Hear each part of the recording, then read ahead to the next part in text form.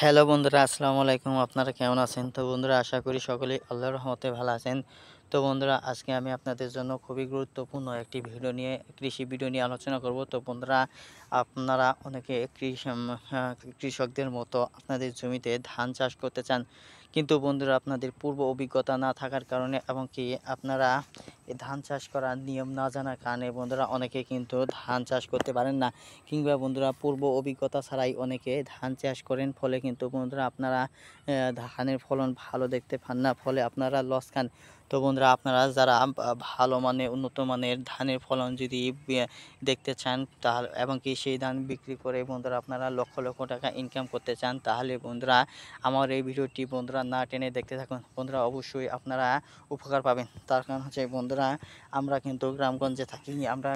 আমরা জানি গ্রামগঞ্জের মানুষ কিভাবে ধান চাষ করে, ধান গুলো রোপণ করে, ফলে তাদের জমিতে প্রচুর পরিমাণে ধান হয়, মনকে মন ধান হয়ে থাকে, টনকে টন ধান হয়।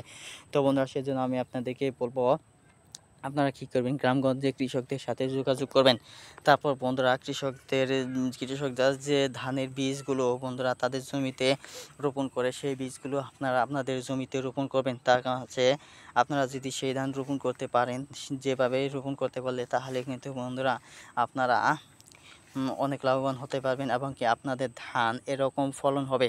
যদি বন্ধুরা আপনাদের জমিতে এরকম ফলন হয়, তাহলে বন্ধুরা আপনারা প্রতি বছর ধান থেকেই লক্ষ টাকা ইনকাম করতে পারবেন খুব সহজে। তো বন্ধুরা, ধান চাষ কিন্তু ভালো হয় এঁটেল মাটিতে।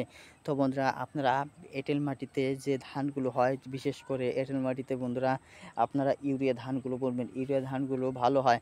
তাছাড়া বন্ধুরা, আপনারা বেলে দোআঁশ ও যে বালু মাটিতে আপনারা কী করবেন, বোরো ধান বুনবেন বন্ধুরা, আউশ ধান বুনবেন, আমন ধান বুনবেন, এই ধরনের। তারপর বন্ধুরা আপনারা কী বুনবেন, পোলাও ধান বুনবেন এবং কি বন্ধুরা কালো জিরা ধান বুনবেন, এইসব ধান বুনবেন, ইনশাল্লাহ ভালো হবে।